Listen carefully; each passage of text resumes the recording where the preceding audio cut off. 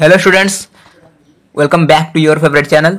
तो स्टूडेंट्स आपणकर drama section रू आमे देखिबा गोटे सिलेक्टेड लॉन्ग क्वेश्चन। ओके चलंतु देखंतु पद्मावत्याः चरित्रं चित्रयत।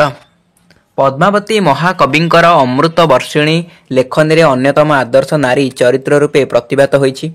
से मध्य जणे उच्च कुल संबोधा रूपवती बुद्धिमती धर्मप्राणा तथा उदारप्राणा नायिका। नाटकर थिबा नारी चरित्रर एक तुलनात्मक विवेचना रे यद्यपि पद्मावती वास्तवतार समकक्ष होई न पारे तथापि ताठारु कौनसी गुण रे न्यून होई न पारे बोली कहिले किछि भूल हेबो नाही। पद्मावती मगध राजा दर्शकंकर भगिनी। से अत्यंत रूपवती। एहार रूप को समस्ते मुक्त कंठरे स्वीकार करिसंती। प्रथम अंकरे वास्तवता प्रथमे पद्मावती को देखि कहिछि जे नही रूपमेव बाबपि खल्वस्याः मधुरा, अर्थात एहार जे केवल रूप मधुर ताहा नुहे वचन मध्य मधुर। नाटकर चतुर्थ अंकरे विदूषकर एक प्रश्नर उत्तर दे राजा पद्मावतीर रूप को प्रशंसा करी कहिसंती जे पद्मावती बहुमता मम यद्यपि रूपशील माधुर्यी। अर्थात कौन? रूप स्वभाव और माधुर्य प्रवृत्ति सद्गुण द्वारा पद्मावती हेउछि मोर प्रशंसार पात्र। विदूषक मध्य एही अंकरे पद्मावतीर रूपगुण को प्रशंसा करी कहिछि जे चित्र भवती पद्मावती तरुणी दर्शनिया अकोपना अनहकारी मधुर बाक सदाक्षिण्या। पद्मावती अत्यंत मधुरभाषिणी।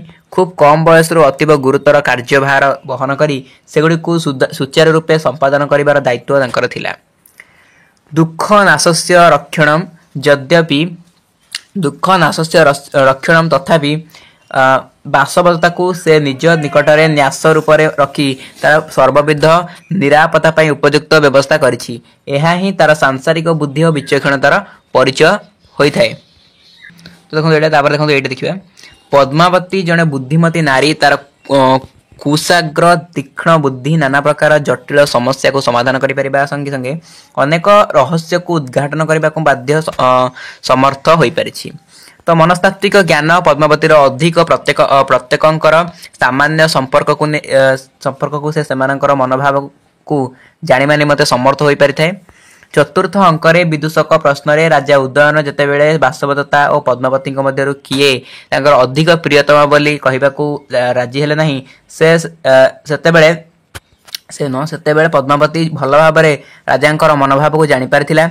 राजा उदयन और वास्तवदत्ता एही दुईटी स्वर्गीय प्राणर पुनर्मिलन पाई मुख्यतः पद्मावती ही दायी। अंगारवती द्वारा प्रेरित चित्रफल को देखि सेतिरे अंकित होइतिबा वास्तवदत्तार चित्र सहित प्रथमे पद्मावती ही अवंतिकार रूप को तुलना करिछि एवं तांकर चित्र को देखि तार बुद्धि एक सुस्थ सिद्धांत रे पहुंची पारिछि जे से चित्र निश्चय अवंतिकार। से जहा हेउ नाटकर मुख्य उद्देश्यर साधना दिगरे पद्मावतीर सुतीक्ष्ण बुद्धि निश्चित रूपे दायी। एथिरे अणुमात्र संदेह नाही। पद्मावती अत्यंत विनीता और धर्मप्राणा। नाटकर अंतिम अंकरे जेतेबेले निश्चय होइगला से पद्मावती निकटरे न्यास रूप रहितिबा अवंतिका ही हेउछि प्रकृति रे वास्तवता। सेतेबेले अतीब भक्तिभरा चित्तरे पद्मावती पड़ी जाए वास्तवतार पाद तले एवं कहिबाक लागे आर्य सखीजन समुदाचरणान जान त्याकी क्रांतः समुदाचरः लक्षिश्रेण प्रसादयामी। अर्थात हे पूज्य सखीजनक गहन रे केतेबेले बा कौन अजाणत कही पकाइथिबी ताको मो ताको नतमस्तक होई हेतिपई क्षमा मागी नेउछि। पद्मावतीर धर्मप्राणतार ज्वलंत निदर्शन मिलिथाए नाटकर प्रथम अंकरे। तपोवन मध्य प्रवेश करी से तपस्वी मानक उद्देश्य रे बाढ़ी अति भक्तिभरा चित्तरे निजर गभीर प्रणमांजलि। कविंकर भाषा पद्मावती हेउछि धर्म प्रिया। पद्मावती मध्य अतीब दानी। नाटकर प्रथम अंकरे तपस्वी मानकर अभिष्ट पूरण करी पुण्य अर्जन करबा निमंते से आसी सेही शांत तपोवनर प्रांगण रे पदार्पण करिछि एवं जहार जहा आवश्यक से ताहा अकुंठित चित्तरे मागिया पई कंचुकी मुखरे आह्वान देछि। फल ब्राह्मण वेशधारी जगन्धरायण निजर भगिनी अवंतिका वेशधारिणी बासवदत्ता को किछि काल पर्यंत न्यास रूप सेठारे रखिबा निमंते प्रार्थना करिबारु पद्मावती कदापि धैर्यहरा होई नाही।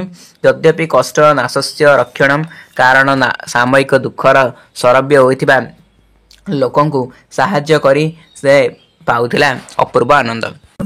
पद्मावती अत्यंत सरल प्राण कौन वस्तु पर तार जिद ना कौन कथा सहित जदि तार अन्य मतभेद हुए से से बलात्कार निजर मत को स्थापन करने परिवर्ते अन्यर मत को सम्मान देखा भली शब्द प्रयोग करता है यथा युज्यते भवितव्यम इत्यादि। बासवदत्तार